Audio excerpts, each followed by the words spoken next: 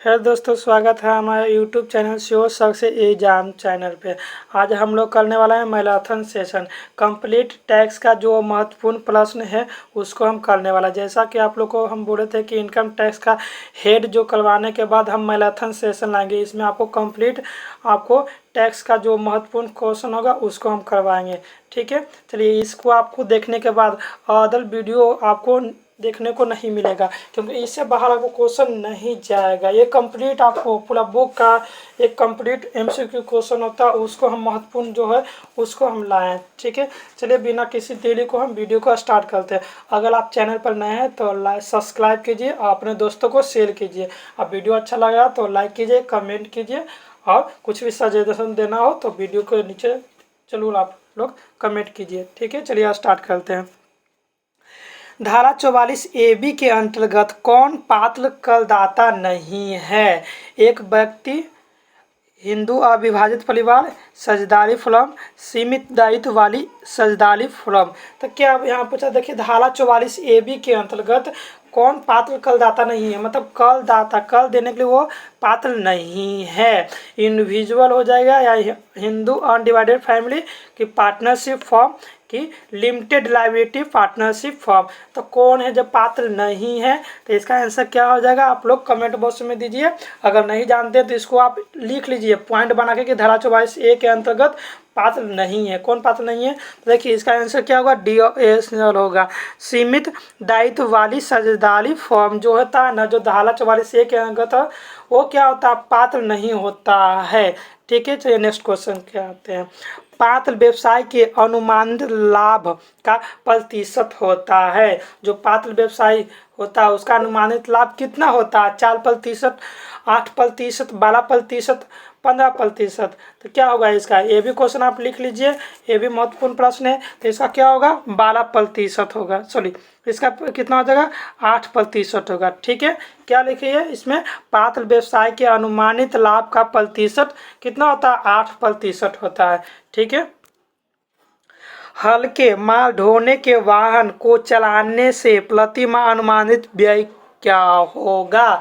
3,000, 4,000, 7,500 या 6,000? तो कितना हो जाएगा, जो हल्के माल ढोने के लिए जो वाहन का प्रयोग करता है तो उसको प्रति माह अनुमानित आय कितना होता है? तो ये भी इम्पोर्टेंट क्वेश्चन है, आप इसको भी लिख लीजिए। कितना इसका आंसर होगा, सी ऑप्शन होगा, 7,500।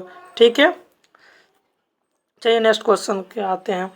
यदि गत वर्ष में बीमा कमीशन की राशि 60,000 से अधिक नहीं है तो खर्च की अधिकतम कटौती मिलेगी। देखिए 60,000 से ज़्यादा होता है तो उस पर कटौती नहीं मिलेगा, लेकिन 60,000 से कम है तो उस पर खर्च की अधिकतम कटौती कितनी मिलेगी? 15,000, 20,000, 25,000, 30,000। तो इसका आंसर कितना हो जाएगा, 20,000। इसका ऑप्शन क्या होगा, बी ऑप्शन हो जाएगा। ठीक है, आप लोगों को वीडियो अच्छा लग रहा है तो कमेंट बॉक्स में जरूर आप लोग कमेंट कीजिए। चलिए, पात्र व्यवसाय की कुल बिक्री की सीमा कितना होता है? जो पात्र व्यवसाय होता है तो उसको कितना क्या होता है, लिमिट होता है, बिक्री की सीमा कितना होता है? 40 लाख, 50 लाख, 2 करोड़, 10 लाख। तो कितना इसका हो जाएगा, इसका आप लोग इसको लिख लीजिए अच्छा से। इसका लिखिए 2 करोड़, 2 करोड़ तक लिमिट है। ठीक है, धारा 44A के धारा 44AD के अंतर्गत विक्रय की सीमा है, कितना सीमा होगा? 20 लाख, 80 लाख, 20 लाख, 80 लाख। चलिए क्वेश्चन है गलती, इसमें टाइप मिस्टेक है। इसमें आप लोग ऑप्शन सी और डी लिखिए, ऑप्शन बी लिखिए। देखिए ऑप्शन बी में आप लिखिए, धारा 44AD के अंतर्गत विक्रय की सीमा है। तो इसका कितना, देखिए आप ऑप्शन इसको अच्छे से लिख लीजिए। ए हो गया 20 लाख, बी लिखिए 60 लाख, 20 लिखिए क्या, 60 लाख, और डी ऑप्शन इसमें लिखिए कितना, 2 करोड़, 2 करोड़।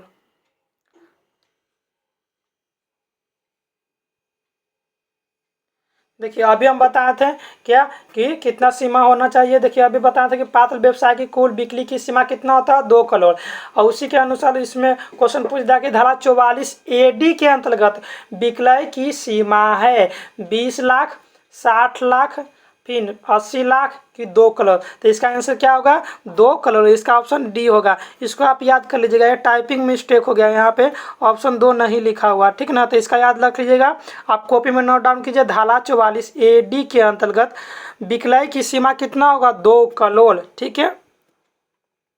धारा 44 AE के अंतर्गत अनुमानित आय के प्रावधान लागू होते हैं यदि गत वर्ष में करदाता से अधिक माल ढोने के वाहनों का स्वामी ना हो।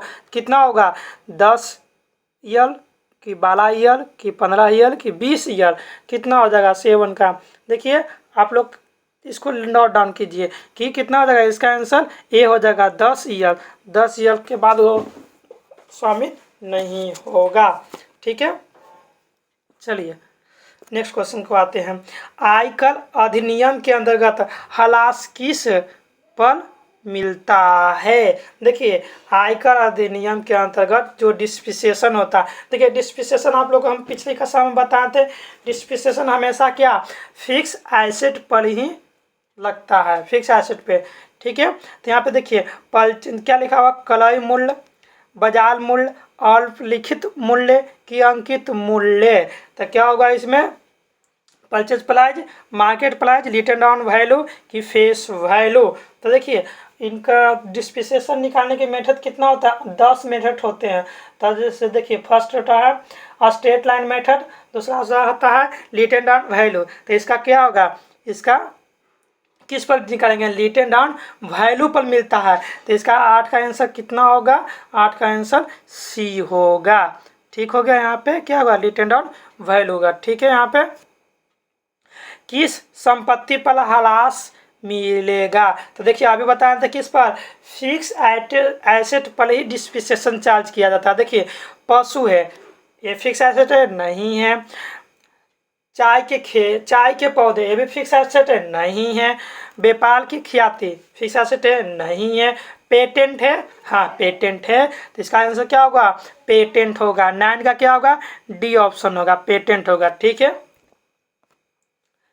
अशोधित ह्रास को अगले कितने कर निर्धारण वर्ष तक समायोजन हेतु आगे ले जाया जा सकता है।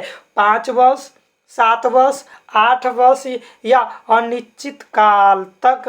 तो देखिए जो डिस्प्रिसिएशन होता है जो उसको अगले वर्ष कितने साल तक ले जा सकते हैं कि इस साल हम नहीं दिए, ठीक है, अगला साल उसका वैल्यू निकालेंगे। तो अगला साल नहीं दिए तो अगला साल, तो किसका होता है, इसका कोई भी लिमिट डेट नहीं होता है। तो इसलिए इसका आंसर क्या होगा, इसका अनिश्चित काल हो जाएगा, ठीक है। अमूर्त संपत्ति पर ह्रास की दर होती है। देखिए इंटेंजेबल एसेट, देखिए फिक्स एसेट को दो भागों में बांटा गया है, tangible asset, intangible asset. Tangible asset क्या होता है जिसको हम टच कर सकते हैं, फिर टच कर सकते हैं, सी कर सकते हैं, जैसे फर्नीचर हो गया, बिल्डिंग हो गया, ये सब क्या होता है टेंजेबल एसेट होता है। इनटेंजेबल होता है जिसको हम not touch, not see, only for feel, जिसको फील कर, जैसे गुडविल होता है, पेटेंट होता है, ये सब फिक्स एसेट की कैटेगरी में आते हैं। लेकिन इनटेंजेबल एसेट होते हैं तो उस पर कितना हम ह्रास की दर लगाते हैं, 25%, 15%, 20%, 5%। तो ये आप लिख लीजिए इनटेंजेबल एसेट पर ह्रास की दर कितने होता है, डिस्प्रिसिएशन कितना होता दिया जाता। तो आप इस पर लिख लीजिए कितना दिया जाएगा डिस्प्रिसिएशन पर, आप लोग लिख लीजिए, ठीक है। इसका कितना हो जाएगा 25% पर इंटेंजेबल एसेट रहता है, उस पर डिस्प्रिसिएशन कितना दिया जाता है 25%, ठीक है। चलिए आ जाइए फर्नीचर पर ह्रास की दर होता है। देखिए फर्नीचर अभी क्या बताया था, फर्नीचर कौन सा एसेट हो जाएगा, फिक्स एसेट होगा कि करेंट एसेट हो जाएगा, फिक्स एसेट होगा। फिक्स एसेट में वो भी कौन सा टेंजेबल एसेट होगा। तो इसका कितना दिया जाता है ह्रास, 5%, 10%, 15%, 20%। तो कितना इसका हो जाएगा, इसका हो जाएगा कितना, इसका 10% हो जाएगा। कितना हो जाएगा 10%, ठीक है। कंप्यूटर पर हलास की दर है, depreciation on the computer, computer पर कितना होगा? 30%, 40%, 60%, 70%। तो कितना हो जाएगा इसका कि कितना हो जाएगा? 40%। ठीक है, इसको याद रखिए। ये सब क्वेश्चन इंपॉर्टेंट क्वेश्चन आप लिख लीजिए कि इंटेंजिबल एसेट पर कितना देना है, इंटेंजिबल एसेट पर कितना। देखिए इंटेंजिबल एसेट अगर पूछेगा तो उस पर कितना हम देंगे? इंटेंजिबल एसेट पे 25%, और फर्नीचर पर कितना देना है? 10%, और कंप्यूटर पर कितना देना है? कंप्यूटर पर कितना देना है? अभी आपको क्या पता है? कंप्यूटर पर लगेगा तो 40% देना है। ठीक है, और नए प्रांत रहेगा, अब नए प्रांत पर रहेगा तो उस पर कितना देना है? नए प्रांत के लिए 20%। ठीक है, अब देखिए इसको क्वेश्चन आगे करते हैं। ठीक है, क्वेश्चन आपको समझ में आ रहा है ना? ठीक है, चलिए आगे क्वेश्चन को बढ़ते हैं। देखिए नए प्रांत, देखिए अभी बताते हैं नए प्रांत के लिए कितना हो जाएगा? नए प्रांत के लिए 20% हो जाएगा। ठीक है, किराए पर पर्यटकों के लिए चलने वाली मोटर टैक्सी जो 30 अक्टूबर 2019 को प्राप्त की गई है तथा प्रयोग में लाई गई पर हलास की दर है, कितना होगा? 10%, 20%, 30%, 45%। तो इसका कितना हो जाएगा? 45%। इसका डी ऑप्शन होगा। ठीक है, अब आइए ए लिमिटेड का गत वर्ष 2021 का अशोधित हालात 6 लाख है, इसे आगे ले जाया जा सकता है। देखिए हालात को अभी क्या बता रहे? डिप्रिसिएशन को अनिश्चित काल तक लिए ले जा सकता है। देखिए ऑप्शन को पढ़िए और इसका आंसर दीजिए। अधिकतम 8 वर्षों के लिए, तो देखिए पहला ऑप्शन गलती हो गया। ठीक है, अनिश्चित काल के लिए एवं इसकी पूर्ति व्यवसाय की आय से की जाएगी, ये भी गलती हो गया। देखिए अनिश्चित काल के लिए है, ठीक है, लेकिन व्यवसाय से नहीं है इसकी यह। ठीक है, अनिश्चित काल के लिए एवं इसकी पूर्ति आय के किसी भी शीर्ष में किया जा सकता है। इसका आंसर क्या होगा? सी ऑप्शन होगा। ठीक है, इसका ऑप्शन क्या होगा? सी होगा कि अनिश्चित काल के लिए एवं इसकी पूर्ति किसी भी आय का हेड अभी बता थे ना कि 5 को हेड होता है, उसमें किसी में हम ले जा सकते हैं। ठीक है, तो इसका आंसर क्या होगा? सी ऑप्शन होगा। ठीक है, चलिए आते हैं लास्ट क्वेश्चन, आते हैं नेक्स्ट क्वेश्चन, क्वेश्चन नंबर 17 पे। XYZ लिमिटेड ने 1 अप्रैल 2020 को पेटेंट एवं कॉपीराइट प्राप्त करने के लिए 2 लाख का पूंजीगत व्यय किया। ऐसे व्यय क्या होगा? कर निर्धारण वर्ष 21-22 से 14 वर्षों में कटौती योग्य है। कर निर्धारण वर्ष 21-22 से 5 वर्षों में कटौती योग्य है कि धारा 32 के अंतर्गत हलास मिलेगा कि कटौती योग्य नहीं है। तो बताइए इसका आंसर क्या होने वाला है? ठीक है, क्वेश्चन को पढ़िए। आप देखिए ये सब महत्वपूर्ण प्रश्न है, आपको एग्जाम में आपको मिलेगा ही देखने को, से इसको अच्छे से आप इसको कर लीजिएगा। ठीक है, तो इसका क्या होगा? धारा 32 के अंतर्गत हलास मिलेगा। इसका ऑप्शन क्या होगा? इसका ऑप्शन सी हो जाएगा। ठीक है, अगर वीडियो अच्छा लग रहा तो लाइक कीजिए, सब्सक्राइब कीजिए अगर चैनल पर नए हैं तो। चलिए आगे हम क्वेश्चन में आते हैं। एक आवश्यक, क्या है? एक आवश्यक। ठीक है, देखिए एक आवश्यक बच्चे की आय कुल आय में शामिल की जाती है। तो देखिए आवश्यक मतलब देखिए आपको हिंदी में समझ में, इंग्लिश देखिए, इंग्लिश में बोला गया कि माइनर चाइल्ड है। जो माइनर, आप लोग को पता है माइनर चाइल्ड और मेजर चाइल्ड क्या होता है? देखिए किसी भी बच्चा का 18 ईयर से कम हो, उसका एज 18 ईयर से कम हो तो उसको बोलते हैं माइनर चाइल्ड, और 18 ईयर से ज़्यादा हो तो उसको क्या बोलते हैं? Major child. ठीक है ना, मेजर और माइनर। देखिए मेजर और माइनर के समझ में आएगा, जो बच्चा जिसकी आयु 18 से ज़्यादा हो तो मेजर होगा, जिसकी आयु 18 से कम हो तो वो माइनर होता है। तो देखिए माइनर चिल्ड्रेन हो, उसकी आय किस में इंक्लूड किया जाएगा? संपत्ति के हस्तांतरणकर्ता की, कि उसके पिता की, कि माता या पिता की जिसकी आय अधिक हो। इनमें से किसी की आय में नहीं। तो इसका आंसर क्या होगा? इसका आंसर सी हो जाएगा कि माता या पिता जिसकी आय अधिक हो उसमें शामिल किया जाता है। ठीक है, चलिए सेकंड नंबर क्वेश्चन नंबर हैं, आय शामिल की जाएगी बशर्ते संपत्ति का हस्तांतरण खंडनीय है। संपत्ति का हस्तांतरण क्या होता है? खंडनीय है। तो क्या होगा इसमें? बताइए, क्वेश्चन को पढ़िए अच्छा से और बताइए। हस्तांतरण तली की आय हस्तांतरण से 6 वर्ष तक कल मुक्त होगा कि हस्तांतरण की मृत्यु के पश्चात हस्तांतरणकर्ता की आय की हस्तांतरणकर्ता की आय में। देखिए इनकम, इसका आंसर क्या होगा? इसका आंसर डी हो जाएगा। क्या होगा? इनकम ऑफ ट्रांसफरर, जो ट्रांसफरर होगा उसमें किया जाएगा, उसका खंडनीय किया जाएगा। ठीक है, अब आ जाइए 20 नंबर क्वेश्चन, जब आवश्यक बच्चे की आय माता या पिता की आय में शामिल की जाती है तो माता या पिता को कितनी राशि की कटौती मिलेगी? देखिए माता या पिता में अगर ऐड करते हैं तो कटौती कितना मिलेगा? 1000, 1500 वास्तव में शामिल की गई आय अथवा 1500 जो दोनों में से कम होगा, कोई कटौती नहीं होगा। तो कितना इसका होगा आप लोग बताइए? इसका देखिए रूल से इसको लिखिए। तो इसका क्या होगा? इसका ऑप्शन नंबर क्या होगा? सी होगा। ठीक है, जो वास्तव में जो शामिल आय होगा और उसका 1500 जो दोनों में से जो कम होगा उसको लेंगे। ठीक है, विकलांग अवयस्क बच्चे की आय किसकी आय में शामिल की जाएगी? देखिए माता या पिता जिसकी आय अधिक हो कि इनमें से कोई नहीं। तो क्या होगा इसका? इनमें से कोई नहीं। क्यों इसमें कोई नहीं? देखिए बच्चा विकलांग बच्चा है, विकलांग बच्चा की आय जो होता है जो किसी में ऐड नहीं किया जाता। ठीक है, याद रखिएगा ये क्वेश्चन। अगर यहाँ पे विकलांग नहीं होता तो हम क्या लिखते? इसका आंसर सी होता, माता या पिता जिसकी आय अधिक हो उसमें शामिल किया जाता। ठीक है, राम ने भारतीय कंपनी के 100 अंश हिंदू अविभाजित परिवार को 2019 के अंतरित किए। गत वर्ष में प्राप्त लाभांश की आय किसकी आय में शामिल की जाएगी?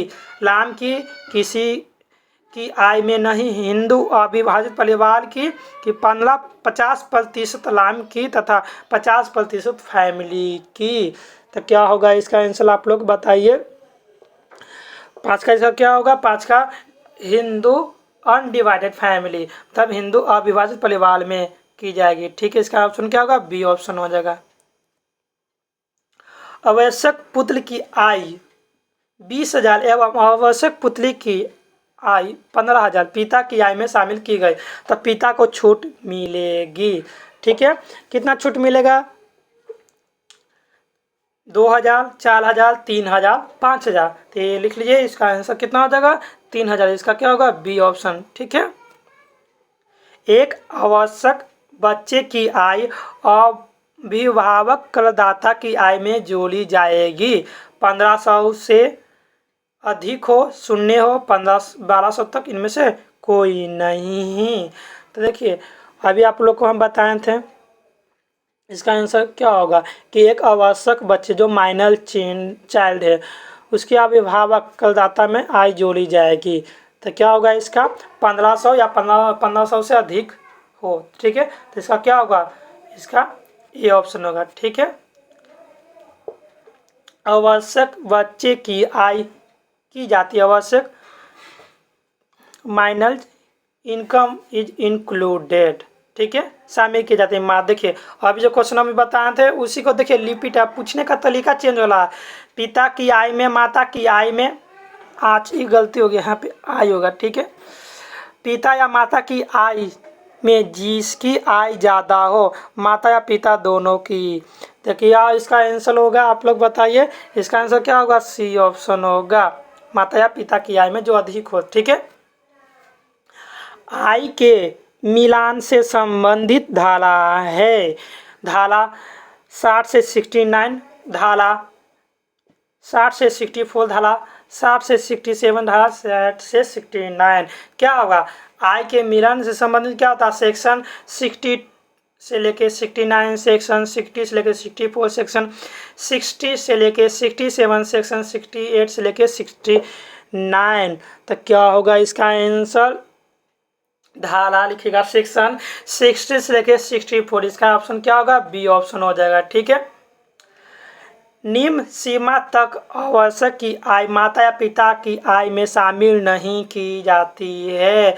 तो बताया लिमिटेशन कितना है, तो इसका बताइए, अभी बताए थे 1500 से अधिक नहीं होना चाहिए, जो कम होता है, जिसका ऑप्शन क्या होगा, बी ऑप्शन होगा। ठीक है, देखिए जो आपको रूल्स बताएं उसी को आप लिख लीजिए, और उसी को क्वेश्चन को घुमाकर आपको कंफ्यूज कर कर आपको क्वेश्चन पूछा जाएगा, लेकिन जो रूल्स है उसी को आप अच्छे से कर लीजिए, और बाकी एमसीक्यू को प्रैक्टिस कीजिए। उसके बाद आपको कहीं से भी क्वेश्चन पूछेगा, आपको एग्जाम में छूटेगा नहीं। ठीक है, चलिए नेक्स्ट क्वेश्चन को आते हैं।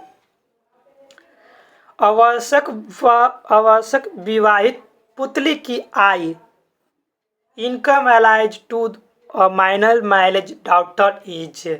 आवश्यक विवाहित पुतली के हाथों में कर योग है, माता या पिता की आय में शामिल की जाएगी, जिसकी आय आवश्यक की आय जोड़े बिना अधिक होगी, कर से पूर्णतः कर मुक्त हो गया, उसके पिता की आय में शामिल की जाएगी जो वयस्क हो। ठीक है, तो इसका क्या होगा, आप लोग बताइए इसका आंसर क्या होगा। इसका आंसर देखिए बी ऑप्शन होगा। देखिए आपको हम स्टार्टिंग से इसका रूल्स बता रहे हैं कि माता या पिता की जिसकी आय ज़्यादा हो उसमें हम क्या जोड़ते हैं। ठीक है, चलिए इसके आगे नेक्स्ट क्वेश्चन को आगे चलते हैं, पढ़ते हैं। आप लोगों को वीडियो अच्छा लगा लाइक कीजिए, अपने दोस्तों को शेयर कीजिए। ठीक है, चलिए आप अगर वीडियो में नया है तो सब्सक्राइब जरूर कीजिए। ठीक है, एक गैर सट्टा व्यापार गत वर्ष 2018-19 में बंद कर दिया गया। ठीक है, इसकी आगे लाई गई हानि की पूर्ति की जा सकती है। बताइए इसका आंसर क्या होगा। आप लोग देखिए, एक गैर सट्टा, देखिए सट्टा व्यापार हो गया। ठीक है, 18-19 में बंद कर दिया गया। ठीक है, इसकी आगे लाई गई हानि को पूर्ति की जा सकती है। देखिए जिसमें हानि हुआ उसकी पूर्ति किसमें कर सकते हैं, गैर सट्टा व्यापार की आय से, आय के किसी भी शीर्ष से, कि सट्टा व्यापार की आय से, कि व्यापार की आय से। देखिए जो व्यापार इनकम होता है, आप लोग को याद होगा जो हम इनकम का हेड बताए थे, तो व्यापार का जो बिजनेस का होता था उसका अलग हेड बनाए थे, याद है ना, कि देखिए क्या क्या head, income from salary, income from house property, फिर कैपिटल गेंस, इनकम फ्रॉम क्या प्रोफेशनल एंड बिजनेस, फिर इनकम फ्रॉम अदर सोर्स। तो देखिए बिजनेस के लिए हम अलग हेड बताए थे, तो इसका क्या होगा आंसर, इसका इनकम फ्रॉम बिजनेस होगा। इसका ऑप्शन क्या होगा, ऑप्शन नंबर इसका क्या होगा, डी होगा। ठीक है, देखिए हेड को अच्छा से याद कीजिए कि हेड में क्या क्या आता है। सट्टा व्यापार की हानि की पूर्ति की जा सकती है। देखिए क्वेश्चन को घुमाया गया। ठीक है, वही क्वेश्चन पूछा गया, सट्टा व्यापार की हानि से आय की किसी भी शीर्ष से। देखिए आगे किसी भी शीर्ष से तो नहीं होगा, आप लोग सहमत है इस बात के लिए।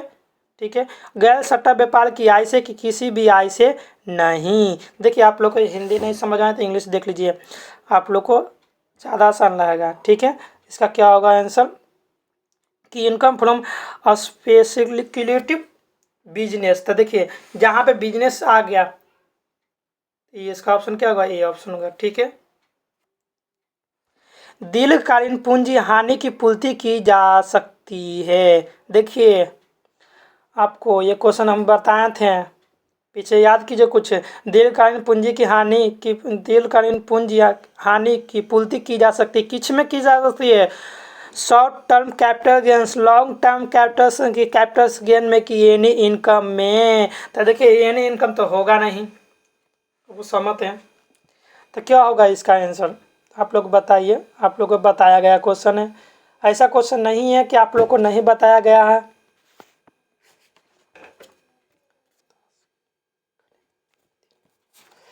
बताइए इसका आंसर कितना होगा, देखिए दीर्घकालीन है तो देखिए लॉन्ग टर्म कैपिटल गेंस इसका होगा, इसका ऑप्शन नंबर क्या होगा, बी होगा। देखिए ये long term capital gains short term capital किसका पार्ट है, एक कैपिटल गेंस का पार्ट है।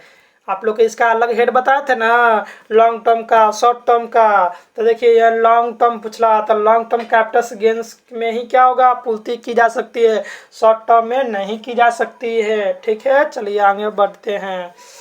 ताश के खेल से हानि की पूर्ति की जा सकती है, बताइए। एक क्वेश्चन, ताश के खेल की आय से कि लॉटरी की आय से कि अन्य साधनों से आय कि इनमें से कोई नहीं। आप लोग को टोटल हेड बताया गया है, आप लोग सोचिए इसका आंसर बताइए कि कौन सा हेड में आएगा। जो ताश हम खेलें उससे जो इनकम आया उसको किसके अंतर्गत डालेंगे, इनकम फ्रॉम सैलरी में, या इनकम फ्रॉम हाउस प्रॉपर्टीज, या इनकम फ्रॉम क्या इनकम ना क्या कैपिटल गेन्स में डालेंगे, या इनकम फ्रॉम अदर सोर्स में डालेंगे, या इनकम फ्रॉम बिजनेस या प्रोफेशनल में डालेंगे, किस में डालेंगे बताइए इसका आंसर। ताश के खेल से हानि की पूर्ति की जा सकती है, तो इसका आंसर क्या होगा, इसका आंसर हो जाएगा इनमें से कोई नहीं, अदर सोर्स में नहीं जाएगा। ठीक है, क्यों नहीं जाएंगे आपको रूल्स बताया गया है। ठीक है, आप लोग को ये क्वेश्चन अगर दिक्कत हो रहा है तो income from house property, income from other source का है, उसमें जाइए, उसमें आपको अच्छे से रूल्स बताएं, उसको देखिए, फिर उसके बाद इसको सॉल्व कीजिएगा। ठीक है, चलिए आपको नेक्स्ट क्वेश्चन पे। दीर्घकालीन पूंजी हानि की पूर्ति की जा सकती है अगले कितना, 4 वर्ष, 8 वर्ष, 6 वर्ष, 10 वर्ष।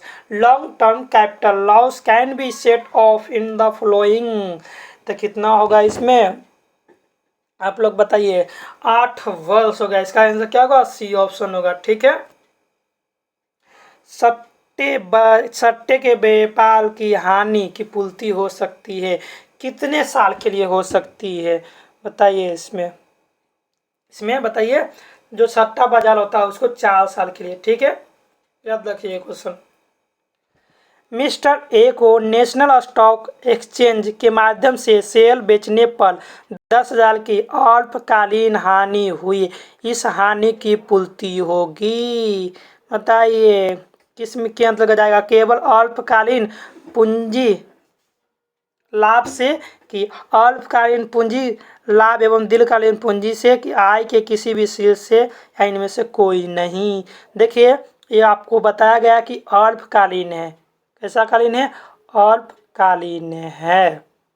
ठीक है, क्या शेयर बाजार से हानि हुई है। ठीक है, तो इसका आंसर क्या होगा आप लोग बताइए, क्या होगा आंसर इसका, इसका आंसर ऑप्शन नंबर बी होगा। ठीक है, अल्पकालीन पूंजी एवं दीर्घकालीन पूंजी लाभ से किया जाएगा, जो शेयर बाजार होता है उसके लिए स्पेशल है।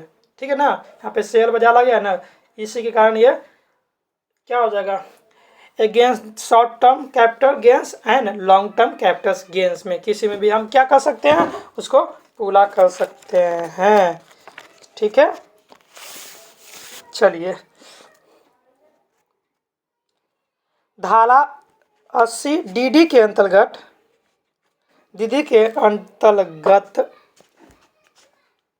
निष्पक्षता के संबंध में स्वीकृत कटौती की राशि कितनी है। ठीक है, निष्पक्षता का मतलब जानते हैं, जो विकलांग होता है, डिसेबिलिटी, देखिए यहाँ पे लिखा हुआ ना, इंग्लिश पढ़ लीजिए।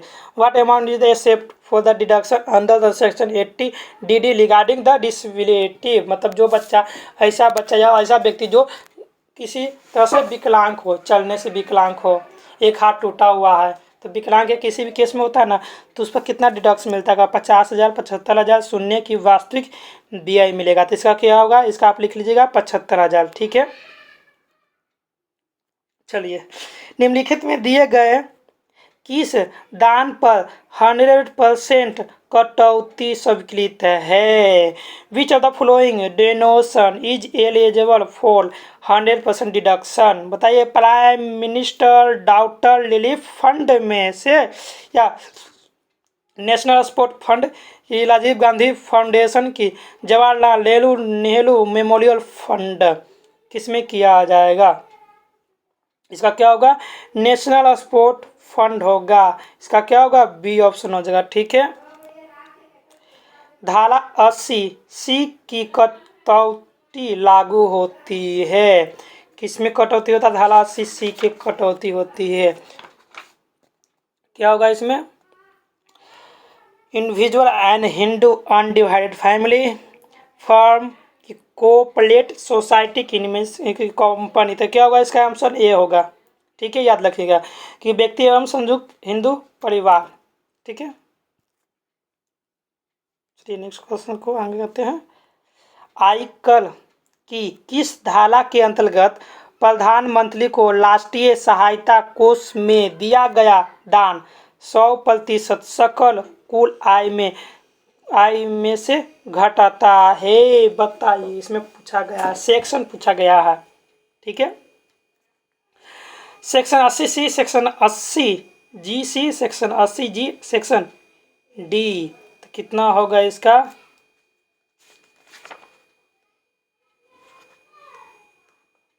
क्या होगा इसका?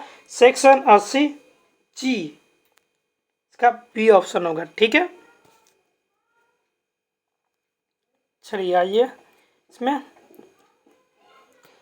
कल निर्धारण वर्ष 2021-22 के लिए धारा 80 सी के अंतर्गत अधिकतम कटौती की राशि है। अधिकतम कितना कटौती की राशि है? धारा 80 सी के तहत 70,000, 1,12,000, 1,50,000, 80,000। तो क्या होगा इसका? 1,50,000। ठीक है। निम्न में से कौन सी मद धारा 80 जी के अंतर्गत आती है? उचित शिक्षा के लिए लिया गया ऋण की वापसी, विकलांग असलित की चिकित्सा के लिए व्यय, चिकित्सा बीमा हेतु दिया गया प्रीमियम की इनमें से कोई नहीं। तो क्या होगा इसका आंसर? बताइए आप लोग। धारा 80 डी के अंतर्गत। ठीक है, इसका क्या होगा आंसर? सी होगा, मेडिकल इंश्योरेंस प्रीमियम। ठीक है। धारा 80 ई के अंतर्गत उच्च शिक्षा हेतु लिए गए ऋण पर ब्याज की छूट की सीमा क्या है? 20,000, 25,000, 30,000, पूरी राशि। तो क्या होगा आप लोग बताइए, क्या होगा? पूरी की पूरी राशि क्या होगा? वो छूट की सीमा पर भी होता है। ठीक है। वरिष्ठ नागरिक एक्स के स्वास्थ्य का बीमा प्रीमियम देने का अधिकतम कटौती मिलेगी। तो कितना मिलेगा इसमें? 10,000, 15,000, 50,000, 25,000। तो क्या होगा? 50,000। ठीक है, इसका ऑप्शन सी होगा। राम ने अपने स्वास्थ्य का बीमा प्रीमियम 10,000 करोड़ रुपये दिया, उसे धारा 80 डी के अंतर्गत कितनी कटौती मिलेगी? 5,000, 10,000, 15,000, शून्य। तो क्या होगा इसका? लोग बताइए कमेंट बॉक्स में।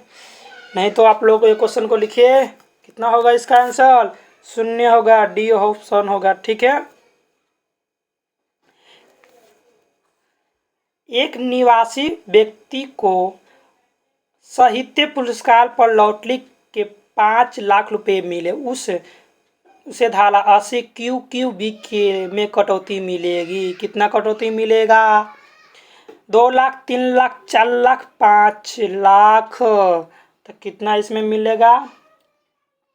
आप लोग बताइए, कमेंट बॉक्स में लिखिए। क्वेश्चन का इसका लिख लीजिएगा, कितना हो जाएगा? 3 लाख हो जाएगा। ठीक है, इसका ऑप्शन क्या होगा? बी ऑप्शन होगा। ठीक है। एक अनिवासी व्यक्ति को कलात्मक पुरस्कार पर लॉटरी के 4 लाख रुपये मिले, इस धारा 80 QQB में मिलेगी। कितना मिलेगा? शून्य होगा, 2 लाख, 3 लाख, 4 लाख। तो इसका क्या होगा? इसका शून्य होगा। ठीक है, इसका क्या होगा? शून्य होगा। इसका ऑप्शन नंबर ए होगा। ठीक है। निम्न में से कौन सी धारा की छूट एक हिंदू अविभाजित परिवार अपनी सकल कुल आय में प्राप्त नहीं कर सकता है। 80G 80D 80G 80P, तो क्या होगा इसका 80P। ठीक है,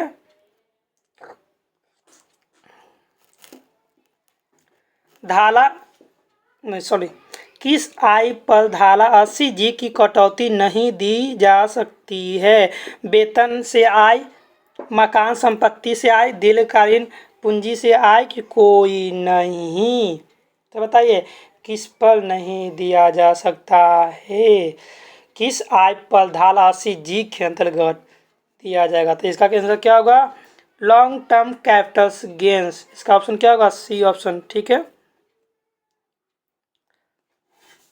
सीली लज्जतपूर्ण है, अंधे है, मतलब क्या हुआ? विकलांग है, तब अंधा हो गया, विकलांग हो गया। 79 में कटौती मिलेगी, कितना मिलेगा? 50,000, 75,000, 1,00,000, 1,25,000। तो इसका आंसर लिखिएगा आप लोग 1,25,000। पूरी तरह से अंधा है, ठीक है ना, एगो पार्शियली होता है, इसलिए यहाँ पे लिखा हुआ फुल्ली। ठीक है, धारा 80E के अंतर्गत कटौती मिलती है, बताइए किस पर कटौती मिलेगी? दान के संबंध में, चिकित्सा व्यय के संबंध में, उच्च शिक्षा के लिए गए ऋण पर ब्याज भुगतान के संबंध में, कि इनमें से कोई नहीं? तो क्या होगा इसका आंसर आप लोग बताइए? इसका ऑप्शन क्या होगा? सी ऑप्शन होगा। ठीक है, in relation to interest on loan for higher education paid. ठीक है, एक व्यक्ति सार्वजनिक भविष्य निधि पीपीएफ इसको बोलते हैं में वित्तीय वर्ष में अधिकतम कितनी राशि जमा करने पर ब्याज प्राप्त कर सकते हैं? पीपीपी का देखिए, आप लोग को एग्जाम में पीपीपी का फुल फॉर्म पूछेगा, तो क्या होगा? Public provident fund. देखिए इंग्लिश में देखिए पब्लिक प्रोविडेंट फंड, उसको बोलते हैं क्या? पीपीपी बोलते हैं। तो कितना इस पर मिलेगा छूट?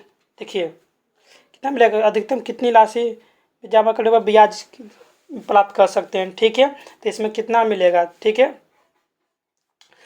50,000, 60,000, 1,00,000, 1,50,000। तो कितना? 1,50,000। ऑप्शन क्या होगा इसका? ऑप्शन डी होगा। ठीक है, धारा 80C की कटौती निम्नलिखित को उपलब्ध नहीं है। डिडक्शन यूएस 80C,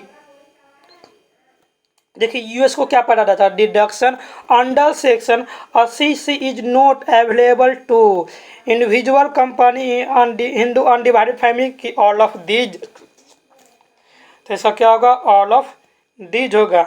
ठीक है, धारा 80G की कटौती किसके संबंध में दी जाती है? Deduction under section 80G is allowed in connection with charity, loyalty, computer software की डोनेशन। तो क्या होगा इसका? डोनेशन को दिया जाता है। ठीक है, दान को। मिस्टर क्या होगा? मिस्टर ए 7,000 मासिक किराया देता है, उसकी समयोजित कुल आय 3,80,000 है, उसे मकान किराया भत्ता मिलता है, उसे धारा 80G के अंतर्गत कटौती मिलेगी, बताया कितना मिलेगा? आइए 24,000, 32,000, 60,000, शून्य होगा। इसमें क्या होगा? ऑप्शन नंबर डी होगा, शून्य होगा। आप इसको लिख लीजिएगा। ठीक है, क्या लिखिएगा? इसमें क्वेश्चन लिखिएगा, धारा 80 के अंदर कटौती कितना मिलेगा? शून्य मिलेगा। ठीक है, ये लोग आप लोग को महत्वपूर्ण प्रश्न करवा रहे हैं, इसको आप लोग अच्छे से कीजिए और वीडियो को ज़्यादा से ज़्यादा अपने दोस्त को शेयर कीजिए, लाइक कीजिए और कमेंट बॉक्स पे खूब लिखिए कि आपको वीडियो कैसा लग रहा, कैसा नहीं लग रहा। आज चैनल पर नया है तो सब्सक्राइब करना बिल्कुल नहीं भूलें, जरूर से जरूर सब्सक्राइब करें। ठीक है, चलिए नेक्स्ट क्वेश्चन के अंतर्गत आते हैं। आय के विभिन्न शीर्ष का योग कहलाता है। देखिए एक क्वेश्चन हम फर्स्ट आपको लेक्चर था उसमें हम बताए थे, sum of various head of income is called, क्या होगा? Gross total income, taxable income की टोटल इनकम की एडजस्टेड इनकम। तो क्या होगा इसका आंसर आप लोग बताइए? ग्रॉस टोटल इनकम, इसका ऑप्शन ए होगा। देखिए टोटल सम टोटल जितना भी हेड होगा उसको सम करेंगे तो क्या निकलेगा, ग्रोस टोटल इनकम निकलेगा। इसमें स्टैंडर्ड डिडक्शन 50,000 होता है, उसको लेस करेंगे तो क्या बनेगा, टैक्सेबल इनकम बन जाएगा। ठीक है ना। चलिए आगे आते हैं क्वेश्चन में। किस आय में से धारा 80C की कटौती नहीं मिलती है, वेतन से आय, व्यवसाय से आय, मकान संपत्ति से आय कि दीर्घकालीन पूंजी से आय। तो इसका आंसर क्या होगा, डी ऑप्शन होगा, लॉन्ग टर्म कैपिटल गेन्स। आयकर अधिनियम, देखिए आप लोगों के क्वेश्चन जरूर आप बताइए तब हम बताएंगे। आयकर अधिनियम में आय के शीर्ष हैं, बताइए आप लोग खुद बताइए, क्योंकि हम फर्स्ट लेक्चर वीडियो का जाएगा इनकम टैक्स का फर्स्ट लेक्चर देखिएगा। ये क्वेश्चन आपको हम बताए थे इनकम टैक्स का कितना हेड होते हैं, और टोटल हमें हेड को पढ़ाकर ये मैराथन सेशन लाएं कि कंप्लीट आपको इससे आपको कंप्लीट हो जाएगा। ठीक है, आप खुद बताइए इसका 3 4 5 6, तो बताइए। देखिए इसका आंसर कोई भी बता सकता है, जो मेरा वीडियो देखा वो ये क्वेश्चन भूल ही नहीं सकता। हेड कितना होता है, 5 होता है सर। ठीक है, हेड कितना होता है, 5 होते हैं। अब बताइए कौन कौन होता है, income from salary, income from house property, फिर कैपिटल गेन्स हो गया, फिर क्या होगा, इनकम फ्रॉम बिजनेस या प्रोफेशन हो गया। ठीक है, इनकम फ्रॉम अदर सोर्स। ये 5 हेड है, आप लोग अच्छे से हेड को याद रखिए। ठीक है, चलिए नेक्स्ट क्वेश्चन को आते हैं। किस आय में से धारा 80G की कटौती नहीं मिलती है। देखिए ये क्वेश्चन बार बार रिपीट आ रहा है ना, ये क्वेश्चन को आप लिख लीजिए। ठीक है ना, ये क्वेश्चन बहुत इंपॉर्टेंट है। वेतन की आय, मकान संपत्ति से आय, धारा 111A में वर्णित अल्पकालीन पूंजी लाभ के अन्य साधनों से आए। तो बताइए इसका आंसर क्या होगा, आप लोग खुद बताइए, क्योंकि ये क्वेश्चन बार बार रिपीट आया, इसको अभी बताए थे क्या होगा इसका आंसर। देखिए शॉर्ट टर्म कैपिटल गेन्स, धारा अंडर सेक्शन 111A, इसका ऑप्शन क्या होगा, सी होगा। ठीक है, चलिए आइए नेक्स्ट क्वेश्चन में। यदि कुल आय 4,20,194.50 है तो पूर्णकृत आय है, मतलब total income 4,20,194.50। The law and of क्या पूछला, लॉन्ड ऑफ पूछला, तो लॉन्ड ऑफ कितना होगा, 4,20,194, 4,20,195, 4,20,190, 4,20,200। तो कितना होगा इसका आंसर आप लोग बताइए। 4,20,190, इसका कितना सी होगा, लॉन्ड ऑफ पूछला। ठीक है, कौन सी आय को पूर्णकृत किया जा सकता है। देखिए कौन सी आय को पूर्णकृत किया जाता है, अभी देखिए जो क्वेश्चन था उसी को पूछा गया है। ठीक है, देखिए विच इनकम इज लॉन्ड ऑफ, किसको कर सकते हैं, ग्रॉस टोटल इनकम को कि टोटल इनकम को कि ए और बी दोनों को, कि इनमें से कोई नहीं। बताइए इसका आंसर क्या होगा। देखिए अभी देखिए आपको बताए थे कि टोटल इनकम को लॉन्ड ऑफ कर सकते हैं, कुल आय को हम क्या कर सकते हैं, लॉन्ड ऑफ कर सकते हैं, बाकी किसी को नहीं कर सकते हैं। ठीक है, चलिए नेक्स्ट क्वेश्चन को आते हैं। नेक्स्ट क्वेश्चन में क्या बोल रहा, देखिए कर निर्धारण वर्ष 21-22 के लिए 60 वर्ष से कम आयु की निवास महिला करदाता की दशा में कर मुक्त सीमा। देखिए आप लोगों को बता दें 60 वर्ष से कम आयु, एक क्वेश्चन बहुत इंपॉर्टेंट है, आप लोगों को हम पहली ही कक्षा में बताए थे कि कितना कितना लिमिट है। देखिए ये देखिए कर वर्ष यहाँ पर पूछा गया 21-22 है, तो 21-22 में क्या बताए थे, कितना लिमिट होता है, 2,50,000। ठीक है ना, आप लोग बताए थे आप लोग को कि 2,50,000 बताए थे ना, आप लोग को याद रखिएगा इसको 61 नंबर। ठीक है, 2,50,000। लेकिन देखिए जो नया बजट आया है, तो उसमें कितना है लिमिट, 3 लाख। तो देखिएगा एग्जाम आप देने जाइएगा तो उसमें देखिएगा कि किसका पूछ रहा है, कौन सा ईयर का पूछ रहा है, न्यू पूछेगा तो देखिए 3 लाख डालिएगा। अगर डेट दे देगा कि 21-22 का बोलेगा तो 2,50,000 देगा। अगर डेट नहीं दिया तो क्या कीजिएगा, आप देखिएगा ऑप्शन में 3 लाख होगा तो 3 लाख मारिएगा, नहीं तो 2,50,000 मारिएगा। ठीक है, चलिए नेक्स्ट क्वेश्चन पे आते हैं। कर निर्धारण वर्ष 21-22 के लिए वरिष्ठ नागरिक निवासी करदाता की दशा में कर मुक्त सीमा है। बताइए अभी एक क्वेश्चन बताए थे, देखिए आप लोग फिर आप लोग को याद दिलवाते हैं। 21-22 के लिए क्या हम बताए थे, फर्स्ट वीडियो देखिएगा फिर जाकर, नहीं तो जिसकी आयु 60 वर्ष से कम हो, 60 वर्ष से क्या हो, कम हो, तो कितना दे सकते हैं, 2,50,000 उसका क्या है, देखिए 2,50,000 क्या है उसकी लिमिट है, ठीक है। जिसकी आयु 60 वर्ष से 80 वर्ष के बीच में हो, 60 से ज़्यादा 80 से कम, तो कितना होगा उसका, 3 लाख होगा, ठीक है, 3 लाख होगा। और जिसकी आयु 80 वर्ष से 80 साल से अधिक हो, तो उसके लिए कितना होगा, उसको चलिए उसको कितना होगा, 5 लाख होगा, ठीक है। ये आप लोग फिर से लिख लीजिएगा, नहीं तो देखिए जिसकी आयु 60 साल से कम हो उसको 2,50,000 तक लिमिट है। जिसकी आयु 60 वर्ष से ज़्यादा 80 वर्ष से कम, तो उसके लिए 3 लाख का लिमिट है। जिसकी आयु 80 वर्ष से ज़्यादा हो उसके लिए 5 लाख। तो देखिए इंडिविजुअल व्यक्ति हो गया 60 साल से कम होता है, 60 से ज़्यादा 80 से कम उसको बलिष्ठ व्यक्ति बोलते हैं, जो बलिष्ठ होता है। अब अति बलिष्ठ बोलेगा ना तो हम 80 प्लस जाएगा। तो यहाँ पे देखिए, यहाँ पे क्या बोला गया, बलिष्ठ व्यक्ति, बलिष्ठ नागरिक बोला गया, मतलब 60 वर्ष से ज़्यादा अब 80 से कम है वो व्यक्ति का आयु, तो कितना का, 3 लाख होगा इसका ए नंबर ऑप्शन, ठीक है। इसलिए वीडियो को आपको अच्छे से देखिए और नोट्स बनाते जाइए प्रॉपर। और जो हम इनकम टैक्स का हेड बनाए हैं बताए थे उसको आप अच्छे से कीजिए बस। और नेक्स्ट क्वेश्चन को आते हैं, देखिए आप लोग को कर निधान वर्ष 21-22 के लिए 70 वर्षीय भारत में अनिवासी की दशा में कर मुक्त सीमा है, बताइए कि इसका आंसर क्या होगा। अभी बताए थे, आप लोग सोच के बताइए। निधान वर्ष 70 वर्षीय है, 70 वर्ष है, तो देखिए अभी बताएं तो क्या होगा इसका।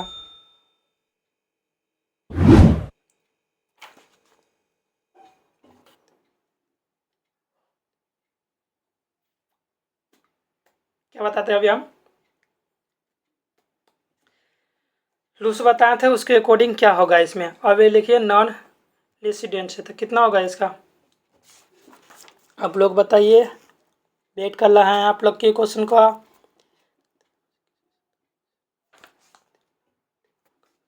क्या होगा, 2,50,000 होगा, ठीक है। चलिए नेक्स्ट क्वेश्चन में आप लोग समझ में है ना, पीछे में जो लूस लिखवा है।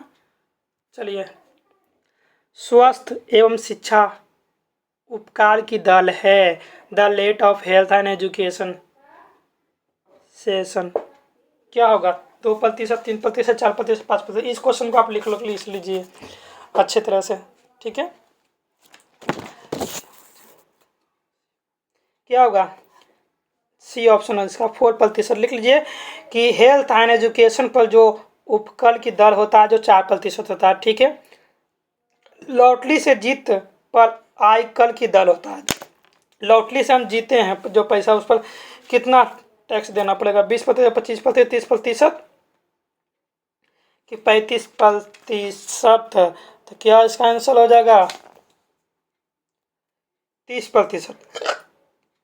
ऑप्शन में कितना हो जाएगा, सी हो जाएगा, ठीक है। चलिए नेक्स्ट क्वेश्चन में आते हैं। 21-22 के लिए 60 वर्ष की निवासी महिला की कुल आय 6 लाख है, उसे कल देना होगा। देखिए कल देना कितना होगा उसको निकालते हैं। तो देखिए आप लोग को बताया गया था, क्या बताया था कि 60 वर्ष से कम, तो उसको कितना, 2,50,000 तक लिमिट है, उससे ज़्यादा होगा तो उसको कल देना पड़ेगा। किस तरह से, 5% कल देना पड़ेगा, 5 फिर 20 फिर 30। तो देखिए किस तरह से इसको निकालेंगे, देखिए आप लोग समझिएगा अच्छा से, नहीं तो नहीं समझ में आएगा ये टोटल क्वेश्चन।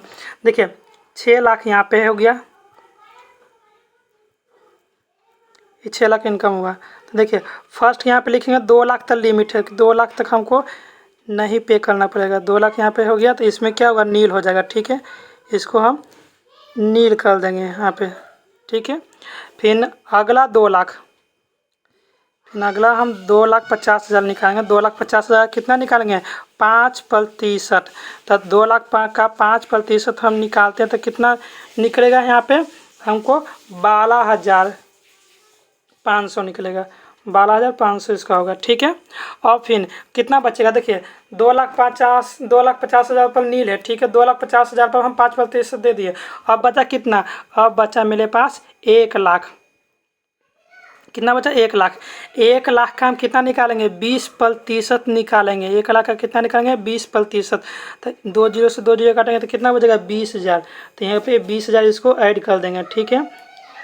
20,000 इसको ऐड करें तो कितना हो जाएगा, 12,500, 20,000 कितना हो जाएगा, 32,500। टोटल कितना, देखिए इसको अच्छा से देखिएगा, 32,500। देखिए अभी हम एक लूज बताए थे, क्या बताए थे कि हेल्थ एंड एजुकेशन पर हम कितना 4% देते हैं।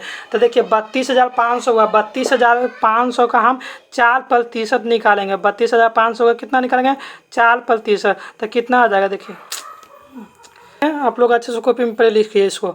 क्या क्या लिखिए, 6,00,000 लिखिए, 6,00,000 का से लिखिए। 6,00,000 को बांटिए उसमें 2,50,000, 2,50,000 के लिखिए नील, एक कॉलम बनाइए। फिर 2,50,000 का 5% निकालेंगे तो कितना निकलेगा, 12,500। फिर उसके बाद देखिए मेरा कितना 6,00,000 ना है, तो 2,50,000 पर नील हुआ। फिर 2,50,000 पर 5% निकले तो टोटल कितना हुआ, 5,00,000 हुआ। और बच्चा 1,00,000 रुपया, तो 1,00,000 का हम 20% निकालेंगे तो 20,000। तो कितना हो जाएगा, 32,500।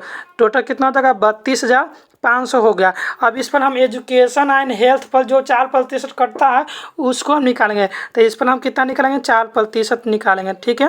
तो 4% निकालने के बाद कितना आएगा, इसका 1,300 रुपया आएगा। कितना आएगा, 1,300 रुपया होगा। तो ये 1,300 रुपया क्या होगा, डिडक्शन होगा। इसको माइनस करेंगे कितना में, 32,500 में हम माइनस करेंगे कितना, 1,300 का। 1,300 का माइनस करेंगे कितना जगह, 200 इधर हो जाएगा, ये 31 होगा। तो टोटल देखिए ये 31,200 हमको क्या, गवर्नमेंट को मतलब सरकार को हमको पे करना पड़ेगा। तो इसलिए इसका आंसर कितना होगा, 31,200। ये समझ में आया नहीं, अगर समझ में आएगा तो कमेंट बॉक्स में लिखिएगा। आप हम इसको अलग से वीडियो बना देंगे कि किस तरह से हम इसको निकालें। सबका अलग अलग होता है। आप लोगों को बताए थे कि 60 साल से ज़्यादा अगर होता तो हम इसको 5% नहीं निकालते, कितना पर निकालते, 3 लाख पर निकालते हैं। और अति बड़े 80 साल रहता तो उसको 5 लाख पर निकालते। याद रखिएगा, पहले 2.5 लाख पे 0, फिर 2.5 लाख पर 5%, फिर जो बचेगा उस पर हम 20%। अगर और बच जाएगा तो कितना, हम 30% निकालेंगे। फिर टोटल को जोड़ देना है, जोड़ने के पर उसको 4% जो हेल्थ है पर डिडक्शन मिलता है उसको 4% निकाल कर डिडक्ट करेंगे। और जो आएगा वो मेरा टैक्स पे करने के लिए, उतना हम टैक्स 31,200 इसमें क्या हम पे कर लेंगे, ठीक से। चलिए नेक्स्ट क्वेश्चन को आते हैं। देखिए इसमें भी क्वेश्चन है, ये कल निधान वर्ष 21-22 लाम है, 40 वर्ष आयु है, क्यों 60 वर्ष से कम है, कुल 4,00,000 है, उसे कर देना होगा। कितना कर होगा, देखिए इसको भी बनाइए। 4,00,000 है, ठीक है। कुल आय दिया हुआ है इसमें। देखिए ग्लोस अगर इनकम यहाँ लाता तो 50% हम डिडक्शन करते, लेकिन हमको यहाँ पे टोटल इनकम दिया हुआ। टोटल इनकम क्या होता है, ग्लोस टोटल इनकम में क्या डिडक्शन लेस होकर नहीं करता है टोटल इनकम। तो देखिए 4,00,000 है, तो देखिए 4,00,000 है तो पहले 2,00,000 इसमें निकालेंगे हम। 2,00,000 हो गया, तो 2,00,000 के तक क्या होता है, 0 हो गया, यानी कि नील हो जाएगा, ठीक है। 2,00,000 तक नील हो गया। अब देखिए अब कितना बचा, आप देखिए हम 2,00,000 तक हमको छूट मिल गया, ठीक है। 2,00,000 के लिए मेरे पास कितना है, 4,00,000 है। 4,00,000 में हम 2,00,000 लेस कर लेंगे, 2,50,000। तो कितना बचेगा, हमको 1,50,000 बचेगा। अब 1,50,000 हुआ तो इसका हम निकालेंगे क्या, इसका निकालेंगे क्या, 5%। 1,50,000 क्या निकालेंगे, 5%। कितना होगा, 7,500। इसका कितना होगा, 7,500। तब देखिए टोटल इसको जोड़ेंगे तो 0 और 7,500 7,500। इस पर हम निकालेंगे 4% जो एजुकेशन होता है, यानी कि 300 रुपया। तो इसमें हम 300 रुपया क्या करेंगे, लेस कर लेंगे। तो लेस कर लेंगे इस पर कितना हो जाएगा, इसको लेस कीजिए, लेस इसको कीजिए। 7,500 में हम 300 लेस कर लेंगे, कितना निकलेगा, 7,200। तो 7,200 हमको क्या करना है, पे करना है। तो देखिए इसमें 7,200 है कहीं पे, 15,450, 16,000 हो गया, 16,480 शून्य। इसका क्या होगा, आंसर बी ऑप्शन हो गया। देखिए आपको इस समय देखिए जरूर लिखिएगा, आप लोग को ये काम आएगा। किस तरह से निकाल रहे थे जो, ठीक है। पहले देखिए 4 लाख है, हम लोग समझ लें कि कितना है 60 वर्ष से कम है, तो ठीक है कितना तक लिमिट है 2,50,000, तो 2,50,000 हो गया। तो 4 लाख में 2,50,000 लेस कर लेंगे तो कितना बचेगा 1,50,000। अगर इसमें 6 लाख होता या 5 लाख होता तो हम 2,50,000 यहाँ पर हम निकालते 5%, लेकिन मेरा 1.5 लाख का बचा। तो 1,50,000 का 5% निकालेंगे 7,000, कितना 5,000, कितना निकलेगा 7,000 5,000 ना। देखिए एक कैलकुलेशन एक बार देख लीजिएगा, शायद वह ठीक है। 1 लाख का 1,50,000 का हम निकालेंगे 5 5, अच्छा हाँ 7,500 का हम फिर निकालेंगे कितना 4%, 300 लेस करेंगे तो कितना बचेगा 7,200, ठीक है। तो इसका आंसर कितना हो जाएगा, इसका नील हो जाएगा, ठीक है। आप लोग को समझ में आया? नहीं अगर समझ में आया होगा तो कमेंट बॉक्स में जरूर लिखिएगा, बहुत इंपॉर्टेंट है क्वेश्चन है ये। दिया कैलकुलेशन देखिए, आपको एग्जाम में कैलकुलेट करने के भी दे देगा, ठीक है। चलिए, स्वास्थ्य एवं शिक्षा पर उपकर की गणना की जाती है। देखिए आपको किस पर गणना किया जाता है, टैक्सेबल इनकम की टैक्स ऑन टोटल इनकम की एग्रीकल्चर इनकम की टोटल इनकम। देखिए अभी हम किस पर निकाल रहे थे, अभी जो था जो हम किस पर निकाल रहे थे,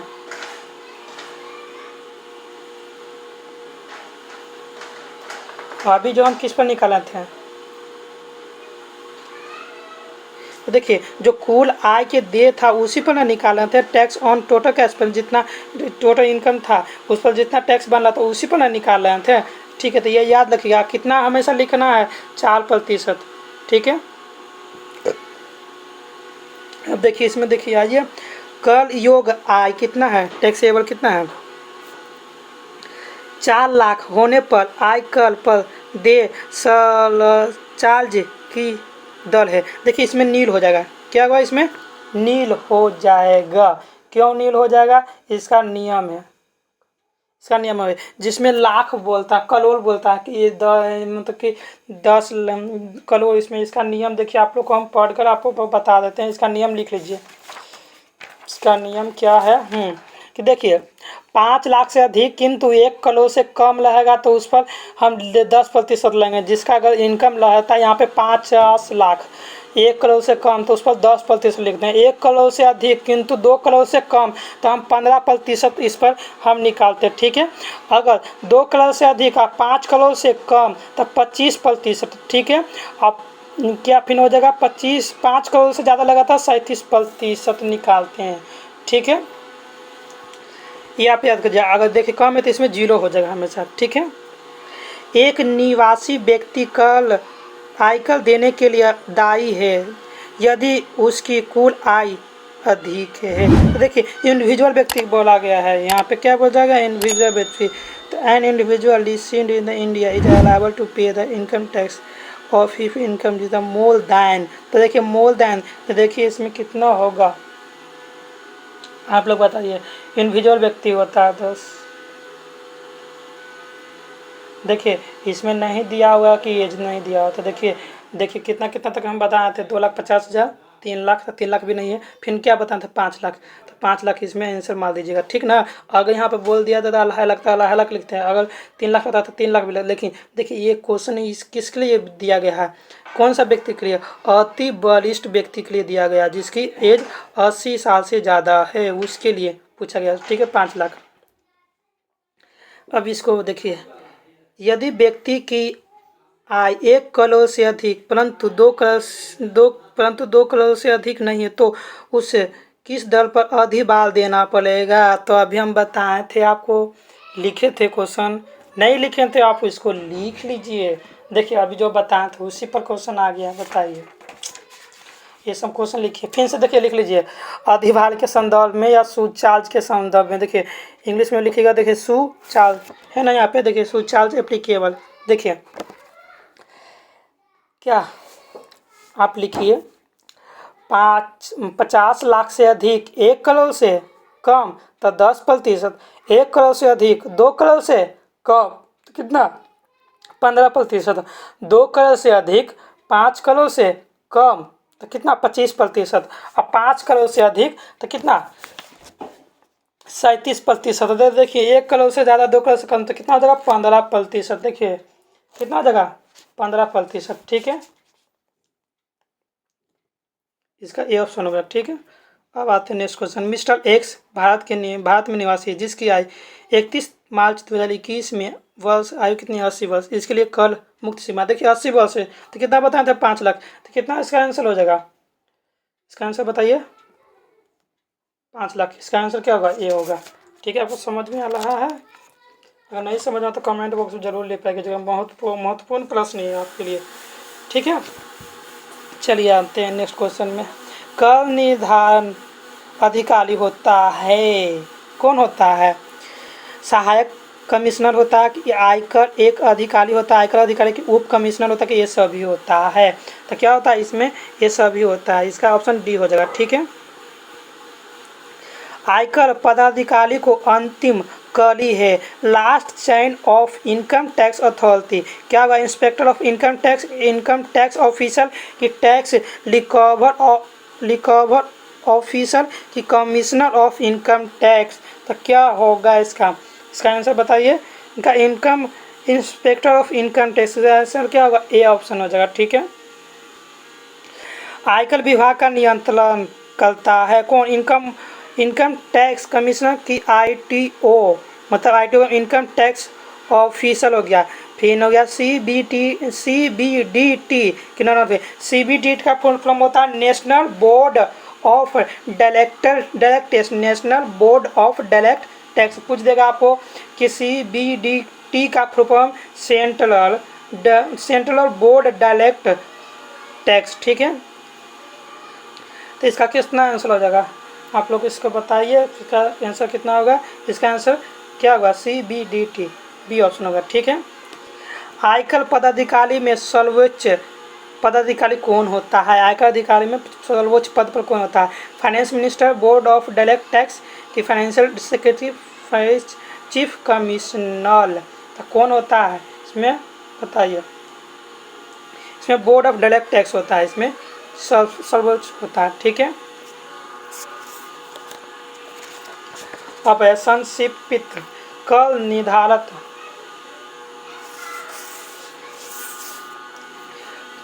संक्षिप्त कर निर्धारण धारा 143A के अंतर्गत की सूचना निम्न अवधि की समाप्ति के बाद नहीं दी जाती है। संबंधित कर निर्धारण वर्ष की समाप्ति से 1 वर्ष की जिस वित्तीय वर्ष में रिटर्न दाखिल किया गया उसकी समाप्ति से 1 वर्ष, या संबंधित कर निर्धारण वर्ष की समाप्ति से 2 वर्ष, जिस वित्तीय वर्ष में रिटर्न दाखिल किया गया उसकी समाप्ति से 2 वर्ष। तो इसका आंसर क्या होगा, इसका आंसर बी ऑप्शन होगा, जिस वित्तीय वर्ष में रिटर्न दाखिल किया गया उसकी समाप्ति से 1 वर्ष। ठीक है, किया जाता है।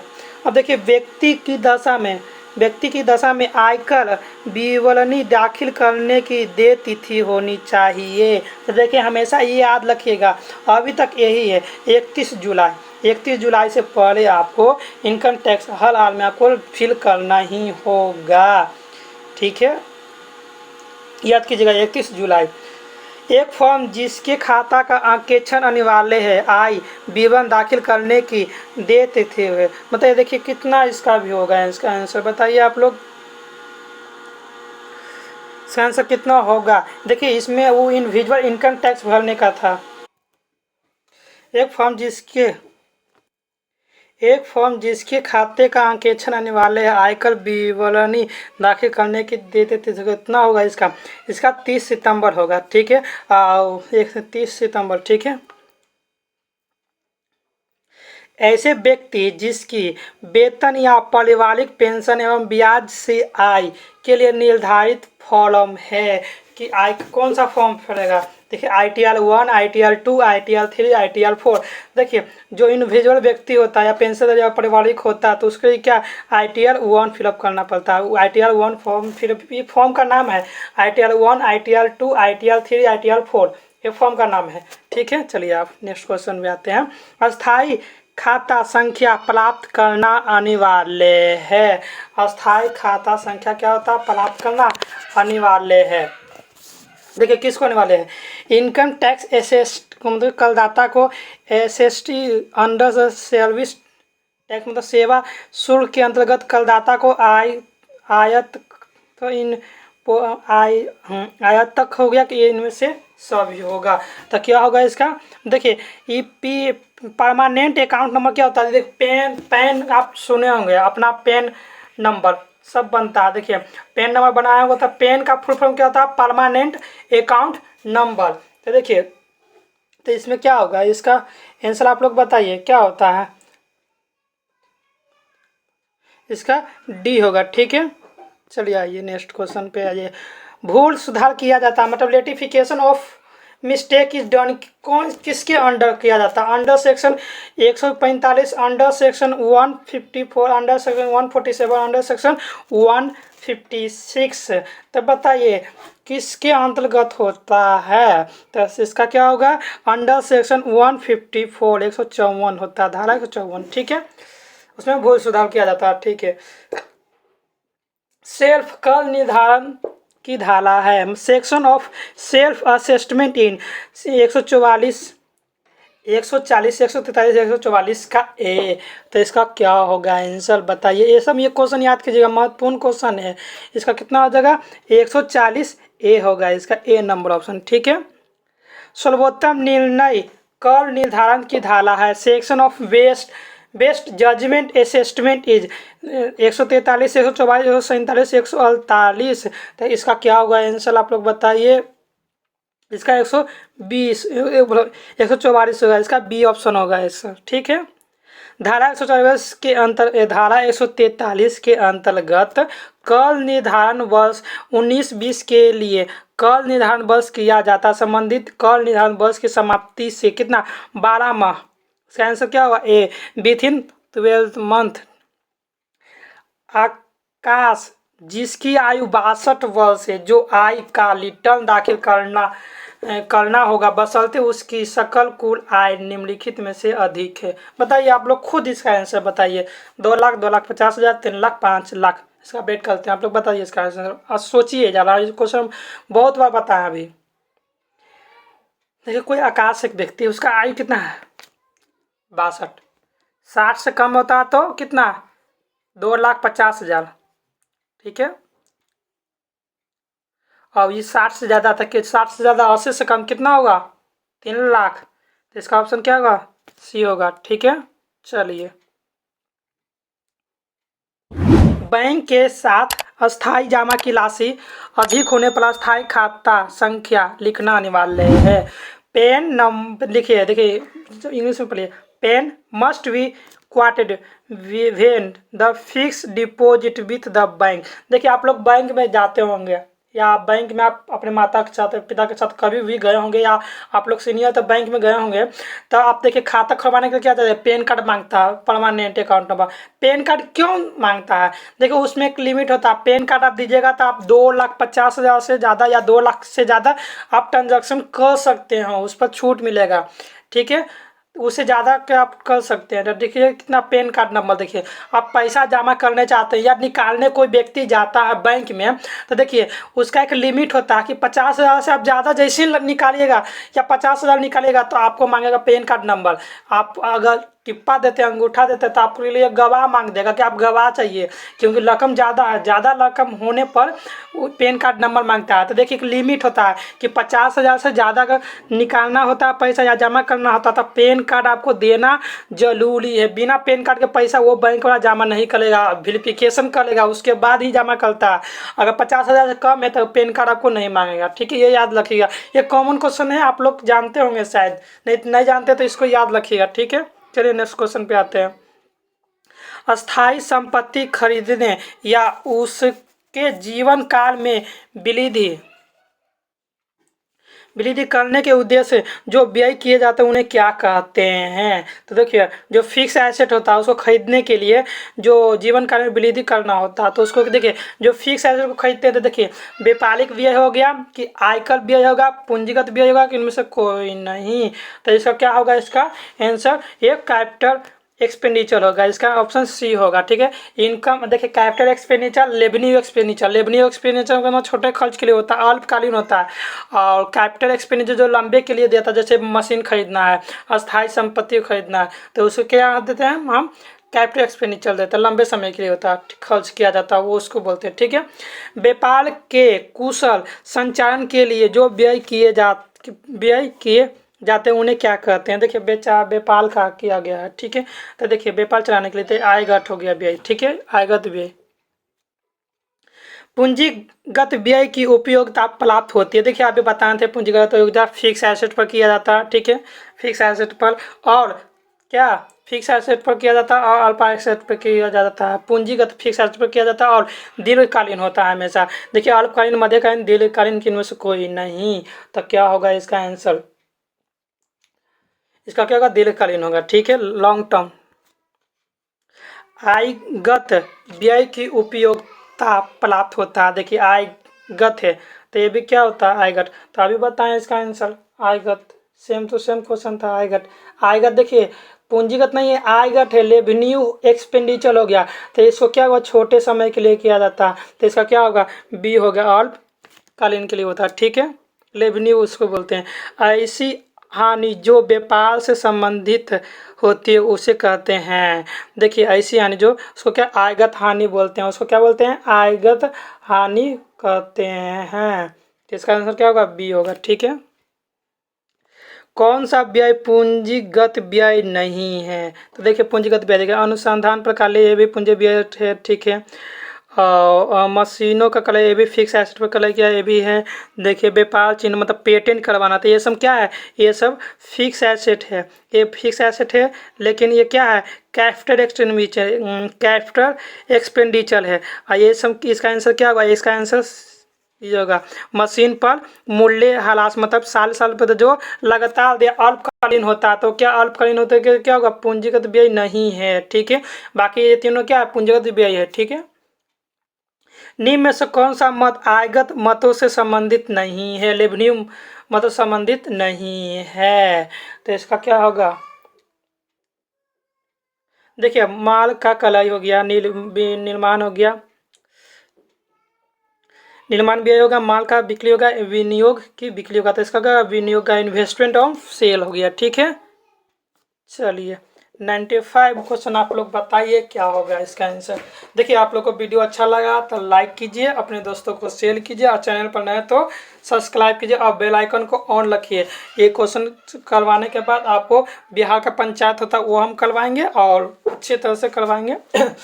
चलिए महत्वपूर्ण क्वेश्चन है, इसको भी देखिए। आप लोग इस पढ़े होंगे, हम इनकम फ्रॉम हाउस प्रॉपर्टी ये क्वेश्चन आपको बताए थे। देखिए इसका कितना होगा आंसर, देखिए आप लोग लूज नहीं है तो देखिए 60,000 है। ठीक है, 60,000 का क्या, एनुअल वैल्यू का 30%, तो इसका 30% निकालिए। 60,000 का 30% कितना जगह बताइए। देखिए आप इधर निकाल दिए ना, तो देखिए 60,000 का 30%, लेकिन 30% क्या था, छूट मिलता है। 30% से यहाँ पे काटेंगे, एक जो से एक जो कितना छुट्टी है 18,000, तो 18,000 डिडक्शन करेंगे। 18,000 माइनस करेंगे तो कितना आ जाएगा, 42,000। तो क्या पूछ रहा है इसमें कि टैक्स ये वाला अमाउंट पूछ रहा है ना, तो इसका क्या 42,000 हो जाएगा। ठीक है, इसका बी ऑप्शन हो जाएगा। वर्तमान आयकर अधिनियम निम्न प्रकार से जाने जाते हैं। The present income tax act is the known income tax 1992, income tax rule 1962, income tax act 1886, income tax act 1961। तक किसका होगा इसका आंसर, डी होगा। ठीक है, चलिए नेक्स्ट क्वेश्चन पे आते हैं। आयकर अधिनियम पारित किया गया है, कब किया गया, 1961, 1981, 1971, 1951। तो इसका क्या होगा, 1961, इसका ये ऑप्शन होगा। ठीक है, चलिए आयकर की गणना की जाती है, कैपिटल पर किया जाता है, इनकम पर किया जाता है, फिक्स एसेट पर किया जाता है, बिजनेस पर किया। ये क्वेश्चन आपको करवाए हुए हैं फर्स्ट लेक्चर में, आप देखिएगा क्या होगा इसका आंसर, इसका ऑप्शन सी होगा। इनकम टैक्स स्पेशल निकालते हैं, इनकम पर ही निकालते हैं। भारत में सर्वप्रथम आयकर अधिनियम किसके द्वारा लगाया गया था बताइए। सर जेम्स विल्सन के द्वारा, सर न्यूटन के द्वारा, सर जेम्स के द्वारा, सर लुकस पेसियोल। तो क्या होगा, सर जेम्स विल्सन के द्वारा। ठीक है, 109 क्वेश्चन आया, लास्ट क्वेश्चन है इस मैराथन सेशन का। कृषि भूमि से प्राप्त किराया की आय है किसके, एग्रीकल्चर इनकम है, बिजनेस इनकम है, कॉलेज इनकम है कि प्रोफेशनल इनकम है, बताइए। 100 नंबर का क्या होगा इसका? एग्रीकल्चर इनकम है, इसका ए ऑप्शन हो जाएगा। ठीक है, थैंक्स मेरे दोस्तों। ये आपको महत्वपूर्ण प्रश्न हुआ, इनकम टैक्स का 100 क्वेश्चन हुआ, इसको आप अच्छे से कर लीजिएगा। अब आपको टैक्स में एक भी क्वेश्चन आपको इससे बाहर आपको एग्जाम में देखने को नहीं मिलेगा। अब इसके बाद हम 3 प्रैक्टिस सेशन लाएंगे, जो अभी नहीं, हम बिहार का पंचायत होगा उसको लाने के बाद ही हम लाएंगे। तब बिहार का पंचायत आपको लगातार वीडियो हम प्रोवाइड करते रहेंगे। बिहार का पंचायत करने के बाद हम इनकम टैक्स का प्रैक्टिस सेशन लाएंगे। तब तक आप क्या कीजिएगा, इस वीडियो को और बाकी जो इनकम टैक्स का हेड है उसको आप अच्छे से रिवीजन कर लीजिएगा और प्रॉपर नोट्स बनाकर याद कर लीजिएगा। ठीक है, और वीडियो को अच्छा लगा तो अपने दोस्त को शेयर कीजिए और लाइक कीजिए, और चैनल पर नए तो सब्सक्राइब कीजिए। और आपको ये वीडियो कैसा लगा आप कमेंट बॉक्स पर आप सजेशन जरूर से ज़रूर लिखिए, क्योंकि आप सबका सजेशन दीजिएगा तो हमको मोटिवेट मिलेगा, तो हम अच्छे से और वीडियो आपके लिए अच्छे से लाएंगे। अगर कोई इसमें कोई सा भी डाउट है तो आप डाउट को आप कमेंट बॉक्स में ज़रूर लिख भेजिए, हम आपको सोल्यूशन उसका देंगे। ठीक से, इतना के लिए अब धन्यवाद।